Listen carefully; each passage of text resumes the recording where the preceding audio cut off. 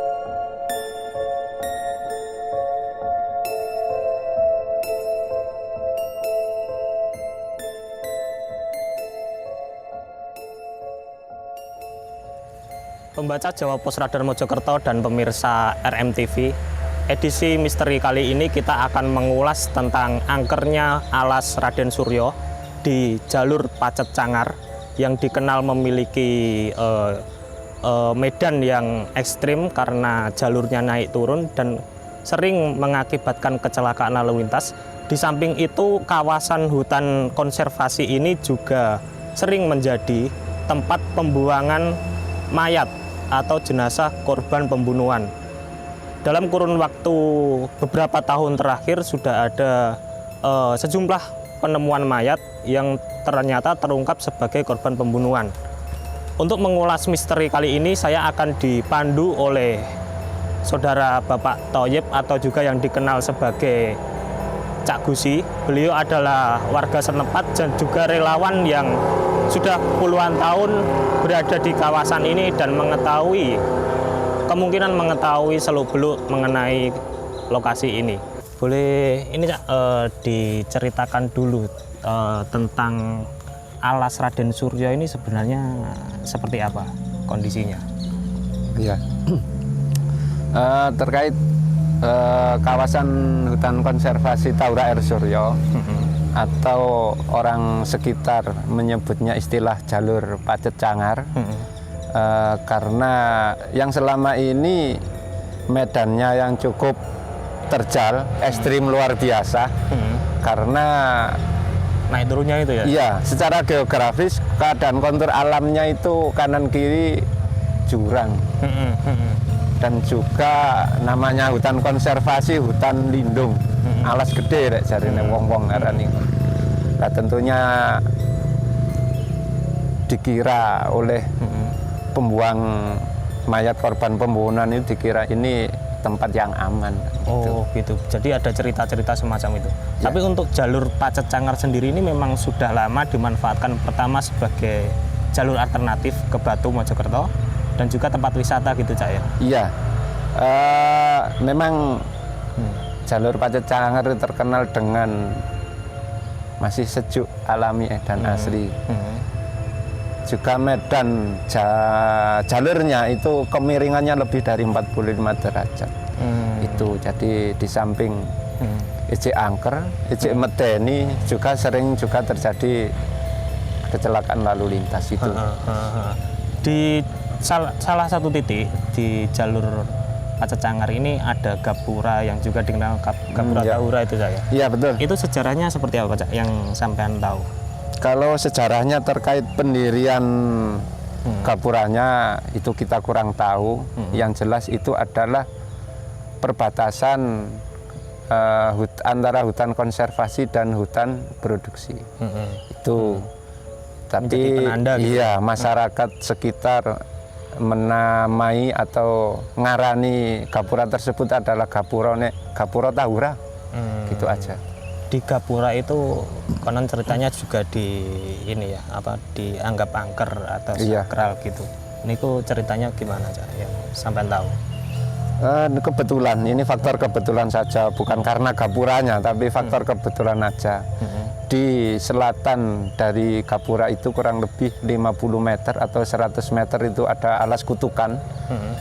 Karena pembukaan jalur tersebut menurut Mbah Buyut kita adalah leren ono sesajen dan lain-lain, kutuk-kutuk, makanya istilah kutukan itu faktor lainnya.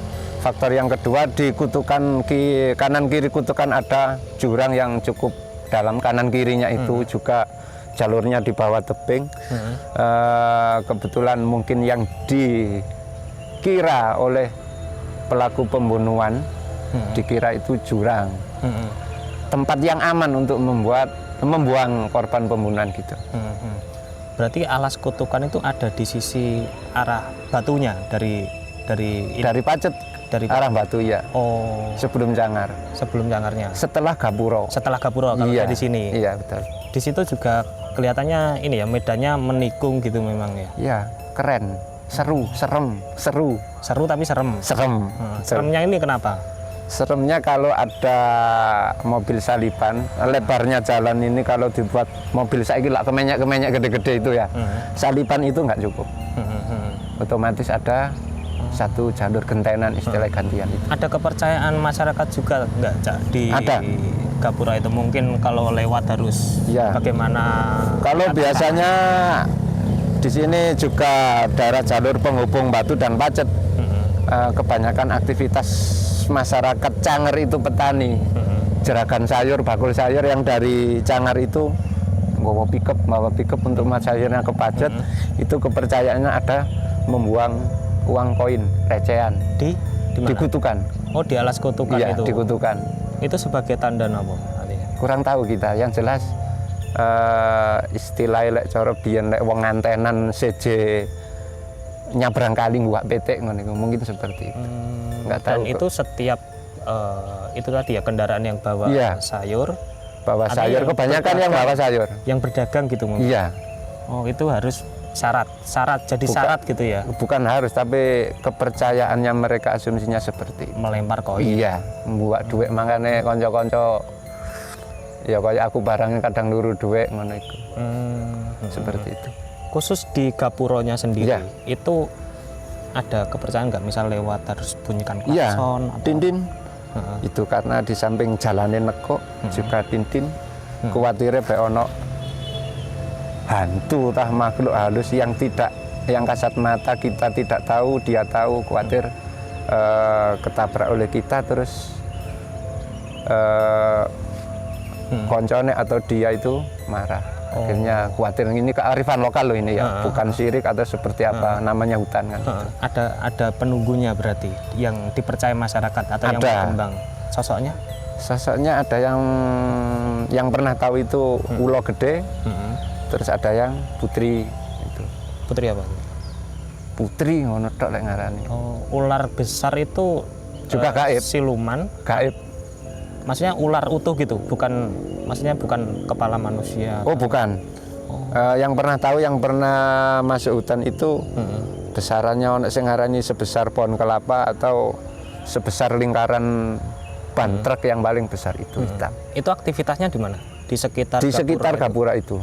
Kebetulan di sana ada bekas gua-gua Jepang, juga bekas perumahan zaman Jepang Romusan.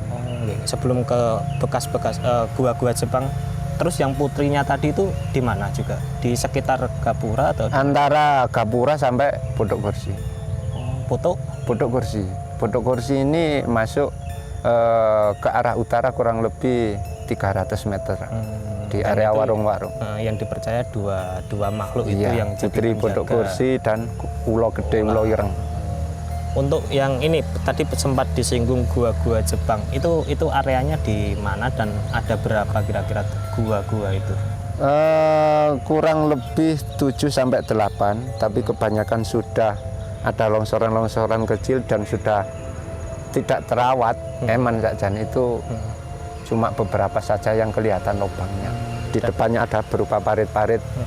Itu di sekitar Gapura itu? Iya, baratnya Gapura ini kurang lebih setengah kilo, nggak sampai setengah kiloan. Dan itu kepercayaannya dulu tempat ini ya, persembunyian atau Nggih. penyimpanan Perlindungan tentara Jepang. Jepang. Iya, perlindungan. Cak Gusi, kalau menyinggung soal kenapa alas Suryo ini sering ditemukan kasus-kasus yang menggegerkan, termasuk penemuan mayat yang diduga korban pembunuhan, dan ternyata beberapa di antaranya terbukti sebagai korban pembunuhan, itu ceritanya seperti apa, Cak?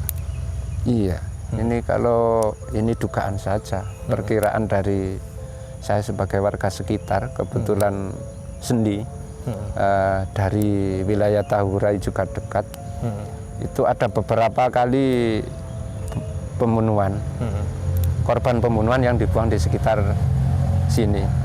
Itu antara tahun 2008 sampai 2020 terakhir, kemarin korbannya perempuan, orang Kediri, informasinya orang Kediri. Iya. Terkait hutang piutang itu. Oh, kira-kira sudah ada berapa ini kejadian yang dari 2000? Dari kurun 2008 sampai 2020 ini kurang lebih di Gapura 1, terus Cangar 1, Kutukan 2, 4. Kurang 4 ini, kurang lebih yang saya tahu dan saya dengar itu 4 kurang lebih. Dan itu titiknya tersebar di sepanjang jalur ini ya? Iya. Pacet Cangar ini? Antara Gapura ini sampai Cangar. Tapi yang sekitar tahun 2008-an ini di irigasi ini, sebelah Gapura ini, timurnya ini, informasinya mahasiswa dari Malang itu yang menemu adalah petugas irigasi Mataulu. Itu dibungkus terpal pembungkus mobil itu pickup, itu pagi harinya. Terus yang terakhir itu yang di sebelah baratnya Gapura ini, perempuan itu. Saya ingat jenengan itu pas mayat-mayat ditemukan itu posisinya di jurang, jauh dari jalur gitu atau gimana? Ya, kalau kita itu dekat kalau menurut kita. Tapi kalau menurut yang membuang, karena tidak tahu keadaan wilayah sekitar sini, mungkin dikira ini jurang dalam. Padahal aslinya dalam memang. Tapi yang korban mahasiswa itu buangnya dari jalur ini kan kok ini. Dari atasannya, rutue jatuhnya tetap di sebelah Gapura ini. Kebetulan pun demikian dengan yang di barat Gapura ini. Dikira ini kan malam waktu buangnya, mungkin malam, dikira ini dalam. Ternyata masih dengan nyangkut. harapan itu menghilangkan jejak kejahatan pembunuhan tadi betul. ya. Mungkin tujuannya ke sana. Cak, yang pernah mungkin sampean alami atau warga, cerita warga dan sebagainya dari kejadian-kejadian penemuan mayat itu situasinya seperti apa? Mungkin malamnya atau gimana yang dirasakan masyarakat? Medeni ya. Medeninya piye? Ya wis sintru. Kate apalagi karena sudah lama sintru ya. Iya. Terus hutan, ada terus setelah ada kejadian apalagi. Biasanya kita petugas irigasi ini ngontrol wangan kalau apalagi musim hujan. Wangan irigasi ini mati. Indikasinya ambrol, kita menyusuri rute ini. Setelah kejadian ini ya wes merinding dan lain-lain. Ada kejadian yang paling sampean ingat enggak setelah mungkin ada penemuan mayat itu, gimana situasinya berubah sekali gitu, yang berulang berubah? Bagi yang tahu, itu untuk warga sekitar ya wes medeni, malah lek kate nang jedeng iku khususnya wong sendi iku ya medeni, ya istilah medeni iku ya apa ngono. Dan juga pernah ada yang dari alur warung itu ke selatan, ada yang tok pintu, ada suara memanggil-manggil gitu. Itu setelah ini kejadian penemuan? Iya, setelah penemuan korban pembunuhan. Sampai berapa lama itu ya, di kejadian itu? Biasanya antara, ya tidak tiap malam, tapi sampai paling lama itu setelah 40 harinya. Padahal itu cuma beberapa kali aja. Kejadian semacam itu sebelumnya belum pernah? Belum pernah. Baik Cak Gusi, terima kasih banyak atas informasi yang disampaikan. Mungkin nanti setelah ini kami dari tim radar Jawa Pos Radar Mojokerto akan mencoba menelusuri titik-titik yang disebutkan oleh Cak Gusi tadi, termasuk juga Gapura yang dikenal angker dan mistis, dan juga kawasan-kawasan yang konon menjadi tempat penemuan mayat korban pembunuhan. Mari kita ikuti.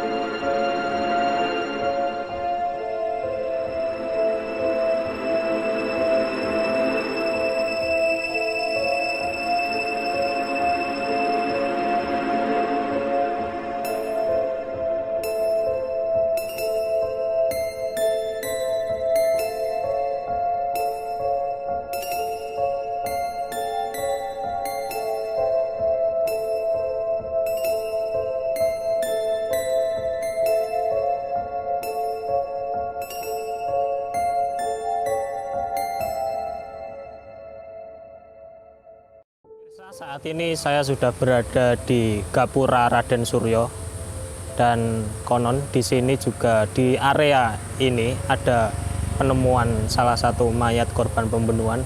Mari kita lihat lokasinya. Lokasinya ini berada di sisi utara ya kalau nggak salah, sisi utara dari Gapura ini. Ini kita masuk ke semak-semaknya dan coba lihat. Tempatnya itu berada di tepi jurang, karena ini memang jaraknya sekitar hanya 50 meter dari ruas jalan Pacet Cangar. Ini masih ada pohon-pohon dan sebagainya. Di sini ini juga ada semacam saluran irigasi, dan di sana sekitar 5 meter dari sini itu sudah jurang. Konon disinilah tempat dari ditemukannya seorang mayat perempuan yang ternyata adalah korban pembunuhan itu. Bisa kita lihat salurannya ini cukup kecil dan kita coba menyeberang. Disinilah teman-teman, di sini jurang. Tampak cukup dalam, terlihat sangat dalam.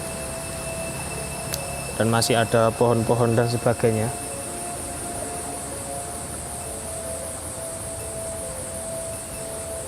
Kasus pembuangan mayat waktu itu, pencarian mayat itu, dari informasi yang kami terima saat itu melibatkan ratusan orang mungkin, dari petugas Tahura, warga, pihak kepolisian, dan potensi relawan.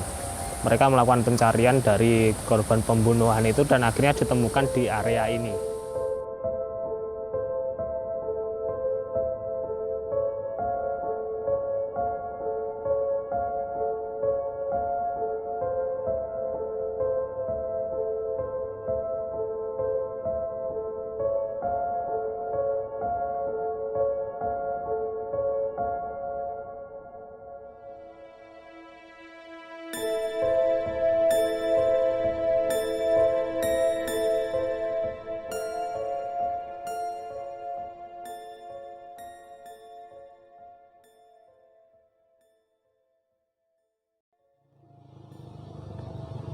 Pemirsa, saat ini kita sudah berada di lokasi kedua.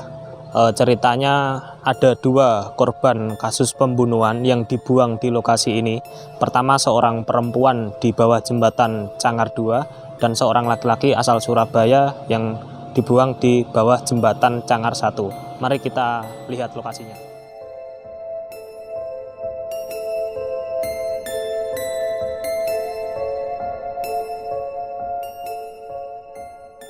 Pemirsa, Disinilah konon seorang mayat perempuan ditemukan di bawah jembatan Cangar 2 ini. Posisinya berada di sisi selatan jembatan dan di dalam kedalaman jurang yang puluhan meter ini. Disinilah sosok mayat itu ditemukan. Bisa kita lihat posisinya memang sangat curam dan ditutupi oleh semak-semak.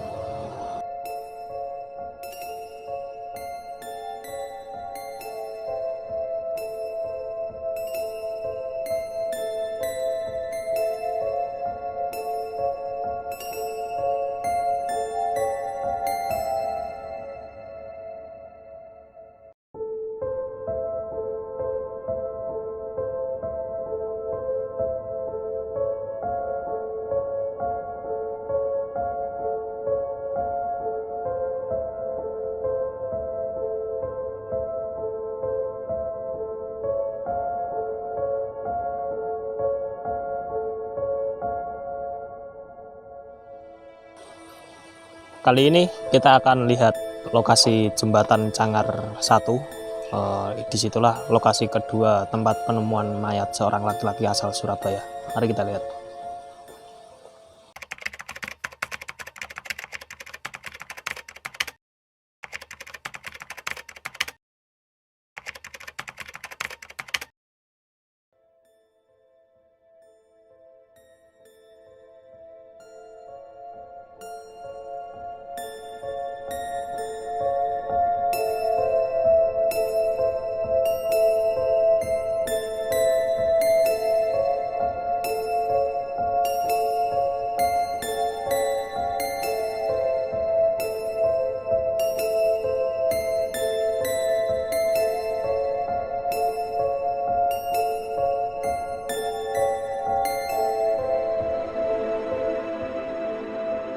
Pemirsa, disinilah dulu sosok mayat korban pembunuhan laki-laki asal Surabaya itu ditemukan. Di dalam jurang jembatan Cangar 1 ini, jasadnya ditemukan di dasar sungai.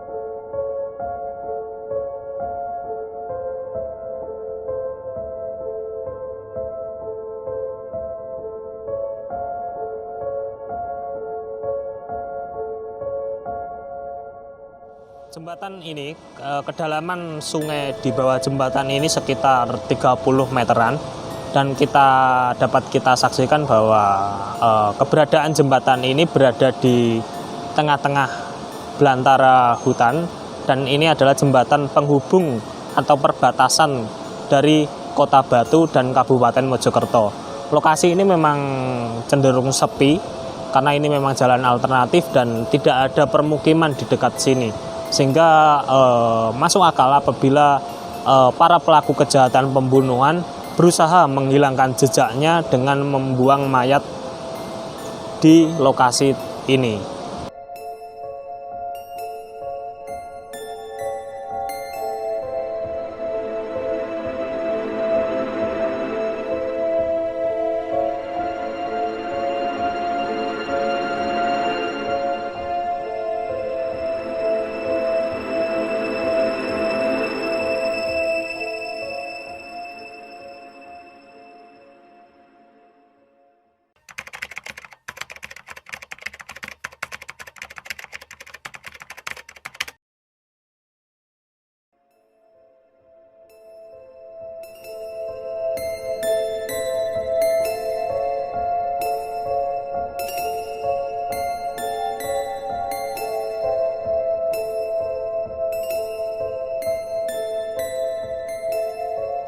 pengalaman misteri yang dirasakan warga gak setelah banyaknya kejadian penemuan mayat korban pembunuhan itu? Oh, sering Mas. Jadi pengalaman pribadi saya sendiri itu pernah saya perjalanan malam dari Pacet mau ke Batu. Iya. Jadi saya menemukan ada orang nyebrang. Orang nyebrang, cuma setelah saya berhenti tidak ada. Itu pun tepat juga yang di pembuangan mayat itu. Ya, jadi di bawah sana pun saya juga pernah. Penampakan ya? Iya, penampakan, jadi orang jalan nyebrang gitu loh Mas. Terus kadang ada orang dari jauh itu orang kayak orang duduk gitu. Cuma kita setelah lewat tidak ada. Terus kejadian yang lain itu pernah ya, malam hari mungkin ada tidak tahu pengendara dari mana melihat jalan itu kayak lurus. Nah, padahal belok. Jadi sering seperti itu. Itu artinya kemungkinan kayak disembunyikan sama makhluk halus gitu jalurnya atau gimana? Kayaknya gitu. Disasarkan. Jadi banyak mitos Mas di sini antara jalur Pacet Cangar itu kalau nggak salah ada 4 atau 5 titik itu yang rawan angker, jadi kayak angker ya.